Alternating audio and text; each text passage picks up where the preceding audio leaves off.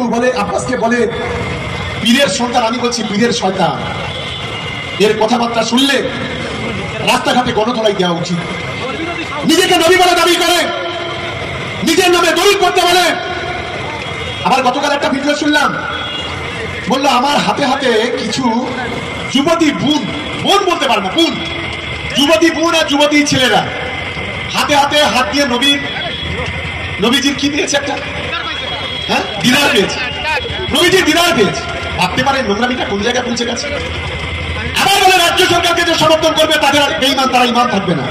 আজকে এই মঞ্চ থেকে আপনারা কথা দিন যে 2026 সালে বিধানসভা নির্বাচনে নওশাদ সিদ্দিকী তো হারবেই, আইএসএফ তো হারবেই, মমতা বন্দ্যোপাধ্যায় अब की बार 250 पार, बीजेपी पार, যমুনা পার, কোনো কথা হবে না।